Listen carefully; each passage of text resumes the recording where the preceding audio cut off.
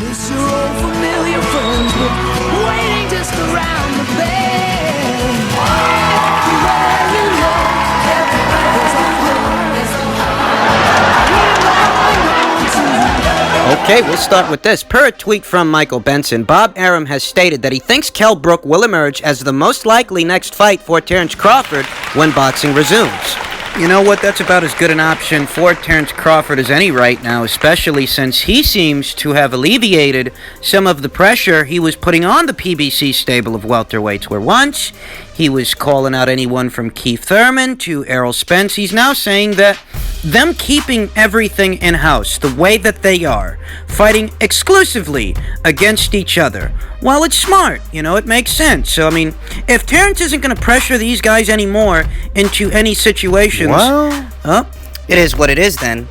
In truth, it's not like him pressuring those fighters to fight him was going to amount to anything. You just can't force those guys to want that fight, but that does leave him with a very severe scarcity of options, as the PBC and their welterweights make up most of the talent in the welterweight division. And if you're not going to try to pressure them, and they feel like they're under no pressure to fight you, that does leave you with very limited options. Thus, Kell Brook is about as good an option as any in that situation.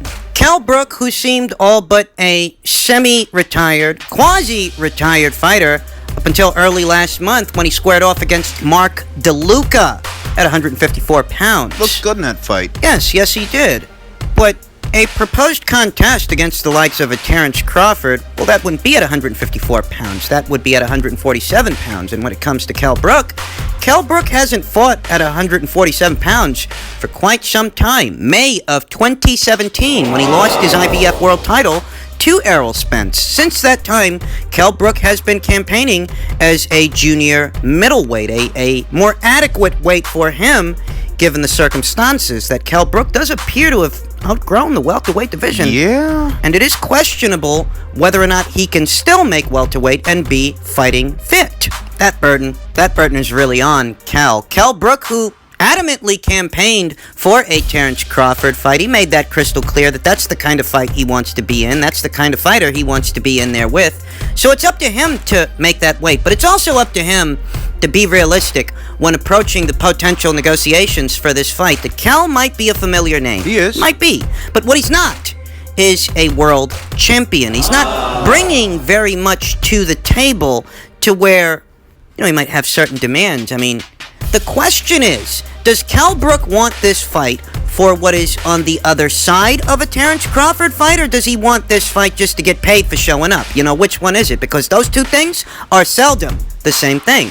Do you want to fight Crawford because you feel you can beat Crawford, or are you going in there with Crawford because you figure they'll give you a lot of money to do it? Which one is it? Given the scarcity of opponents for Terence Crawford, I think that Top Rank has to keep an open mind in negotiations with Kell Brook, but I also think Kell Brook needs to be realistic with himself and his position in this situation. That, you're not a champion, so don't go being a prima donna. Don't go getting too prissy with this, guys, because you ain't got that many options yourself. We talked about how Kell's been campaigning in the junior middleweight division, and when you think about what makes up the upper crust of that weight class, these are a lot bigger guys than little old Special K. Jason Rosario, Jermell Charlo, Tony Harrison, Julian Williams, even an Erislandy Lara, I dare say, is a dangerous foe for the likes of Kell Brook. Kell Brook, who has been campaigning as a junior middleweight for at least 2 years now, although he hasn't faced the best and brightest junior middleweights the division has to offer. And when you think about those potential matchups, the kind of risks that Kell Brook would be running versus the rewards associated with those fights, I dare say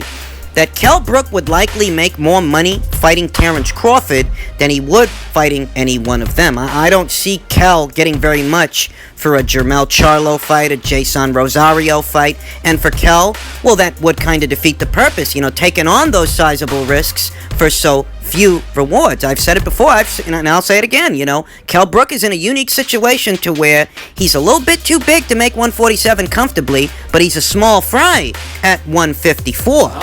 It's a tough spot. So in that situation, a Crawford fight could actually prove to be more lucrative for Kell. It's just how lucrative does Kell want it to be, because you got to be realistic too. You're not a champion. Your demands, which you expect to be paid, have to be in accordance with the situation. Your demands have to be in accordance with the reality of things. Don't negotiate your way out of a world title opportunity. When boxing resumes, the boxing fans are going to be very hungry for something. Hungry for anything, really. And this would be an opportunity for Kell Brook to step into the spotlight, win or lose. Definitely. Though I think most people would agree that Terrence Crawford would be the favorite in that situation by a sizable margin. But nonetheless, you want to get out there, you want to show your shit, you want to make some money. And for Kell, don't fuck it up. Don't do it. Don't drive too hard of a bargain, because if you drive too hard, you're going to end up wrapped around a tree. Kell Brook's asking price for the fight really is pivotal as to whether or not it gets made or it doesn't get made. Those are the facts. That's the reality of it. And Top Rank's willingness to negotiate under those circumstances where you got one of the best pound-for-pound fighters in the world, but he's facing a severe scarcity of opponents, it takes compromises. It does. As a spectator in what is a spectator sport, yeah, I'll take this fight. I'll take a Crawford versus Brook situation. I don't have any illusions about the fight, but it makes for an entertaining night of boxing. I would favor Crawford to win the fight. I don't have any illusions about that. But, Crawford's got to get out there and he's got to fight somebody, so, why not Kell Brook? Kell Brook wants it. He says that he's willing, so make it happen so that when boxing resumes, we will have this to look forward to. Moving on. Former WBO junior middleweight champion Jaime Munguia had this to say. He says, Canelo is the best Mexico has. Why the haters? He talked about a couple of things in this article, but more relevant to this conversation, he says, he is the best boxer Mexico has. I don't know why people don't like him, but he keeps going. He doesn't care what people say. Thank God I have a good audience. People love me. I try to be the kindest and most sincere with them and treat the world as best as I can. I think that approach I have won over the people. Canelo Alvarez is a very polarizing figure in the sport of boxing. That's just the truth of it. Many people in this part of the world would describe him as the face of boxing in this region. They would. And perhaps that's true. But being the most recognizable face in boxing comes with certain pros and certain cons. It makes you a polarizing figure as an occupational hazard of the job. It comes with the territory. And for a guy like Canelo, who's been involved in as many controversial situations, whether you're talking about the draw scorecard from C.J. Ross in a Mayweather fight, a card that today makes absolutely no sense, Canelo Alvarez was thoroughly dominated in that fight, and yet this judge so decided to score the fight a draw. Are you blind? It just didn't make sense to a lot of people. A lot of people took this as an indication that there are other forces at work in the career of Canelo Alvarez that work to keep him in the winner's bracket, even when he doesn't deserve to be there. Now, obviously, Canelo Alvarez lost that fight, as that is his only recorded professional loss, but better still, it left a lot of people with a bad taste in their mouth. What is happening when a professional judge in the sport of boxing can watch a fight like that and come to the conclusion that it was a draw? The stigma of preferential treatment was further accented, at least to some, in the Erislandy Lara fight. I mean, whether you guys agree or disagree, there are people out there that felt that Lara had done enough to win the fight. Myself, I don't agree with that, as I felt he was far too economic in that situation and he needed to show more in order to, secure some kind of a victory. But better still, myself aside, there were people out there who felt that, Canelo Alvarez got preferential treatment in that fight when it came to that decision as well. You think about the Golovkin saga. Everything that took place before it and after it. For a time, Canelo Alvarez, he wasn't very many people's sweetheart in the build-up of what was the first fight. I think that costed him a lot of fans as well. I think that got him some bad press. But it's the stuff after the first fight that actually did a lot of damage. Oh, yeah.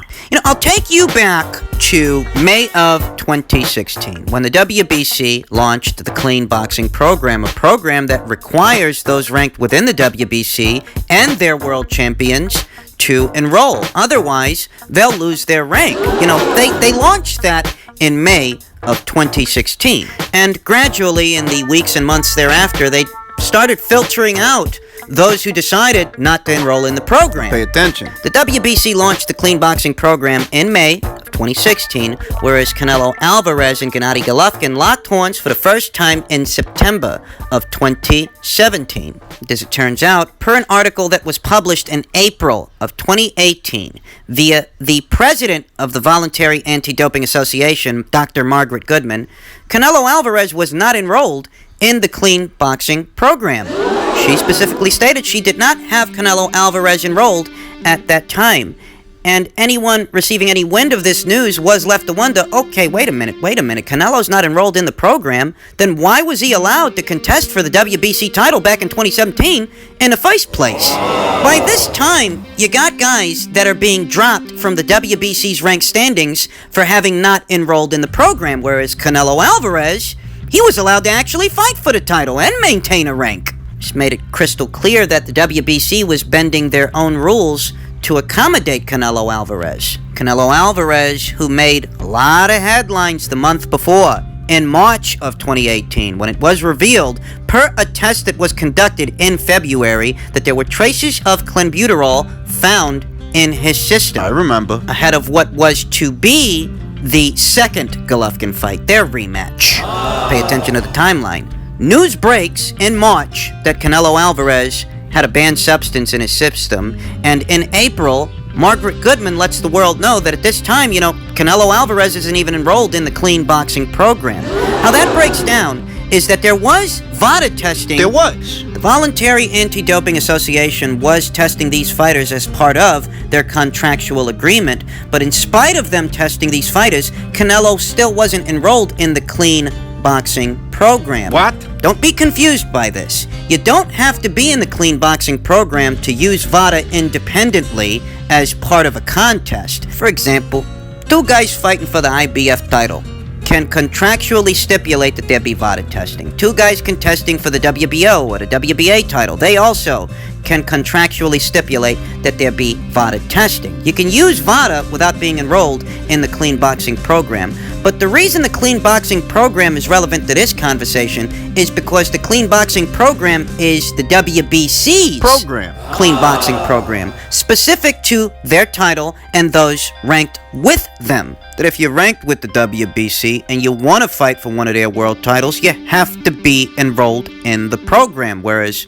according to Dr. Margaret Goodman, Canelo Alvarez was not enrolled in the program, and yet he'd already been allowed to fight for the WBC title against Golovkin in a first fight.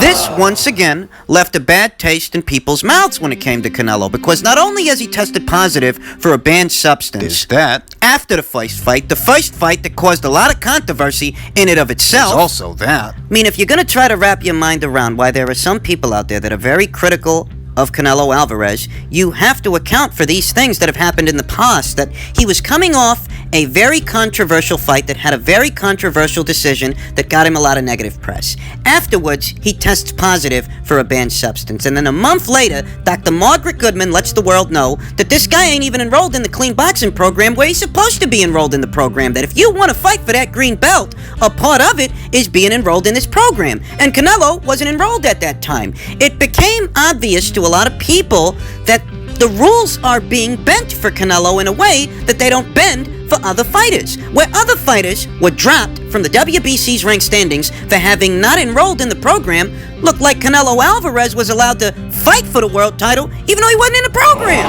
But by the time this news broke, Canelo Alvarez already fought Gennady Golovkin for the first time. This is the kind of stuff that got Canelo a lot of bad press, and this is the kind of stuff that even today has left a bad taste in people's mouths when it comes to Canelo. That on the heels of Canelo Alvarez testing positive for a banned substance, you had organizations like the WBC and the WBA standing by Canelo, claiming he was innocent, he can't be guilty, before their quote-unquote investigations had even concluded. This further accented the kind of preferential treatment that Canelo Alvarez has become associated with. And I reiterate, for a lot of people, this left a bad taste in their mouth. I mean, you can't ask, why is it that Canelo Alvarez has haters and not account for these events, not reconcile everything that has happened? That this is essentially the problem that people have with Canelo, that not only does he get preferential treatment outside of the ring, but even inside of the ring, there are some very questionable things that have happened in the past, and that anyone here today who steps inside of the ring with Canelo has the deck fully stacked against them. That even if you do enough, it can't just be enough. It's gotta be more than enough. You gotta go in there and hit this guy with a chair in order to get some kind of a victory. Because if it goes to the cards, it's not gonna go your way. The controversy from the Mayweather fight, the C.J. Ross scorecard. That's one. The controversy from the Lara fight. That's two. The controversy from the Golovkin fight. That's three. The positive test after the Golovkin fight. The revelation from Margaret Goodman that this guy, he was allowed to fight for the title, but he wasn't even enrolled in the program. Keep going. The clean boxing program that all those ranked by the WBC are supposed to be enrolled in, otherwise they can't maintain a rank. Well, I guess that didn't apply to Canelo. It creates an environment to where the fans on the ground feel that the playing field is far too uneven when it comes to Canelo for any contest against him to even be considered a contest. I mean, this is the stuff that has left a bad taste in a lot of people's mouths when it comes to Canelo. And if you're not going to bother to reconcile it, to account for it and acknowledge it, then you're going to end up like Jaime with a lot of questions like, why does Canelo have haters? Well, this is why. I mean, you asked. I'll tell you that I think that Canelo Alvarez is one of the best fighters in the sport here today. I'll tell you that I think he is a highly skilled fighter, very good at what he does, and he does have some solid victories. I mean, it's not all controversy. It's not. You know, some of these fights were fights that he won decisively against good fighters. He does have those kinds of victories. It's just that you got to take the good with the bad when it comes to this guy. You can't just turn a blind eye to all this stuff and think that you're being objective and think that you're being unbiased. If anything, turning a blind eye to this much stuff would only exhibit that you are biased when it comes to Canelo, as there's no reason to ignore this preponderance of information, this preponderance of evidence that he's getting preferential treatment, too much preferential treatment. You hear it all the time, heavy is the head that wears the crown. That a guy in Canelo Alvarez's position is going to have critics and criticisms just as an occupational hazard as it comes with the job.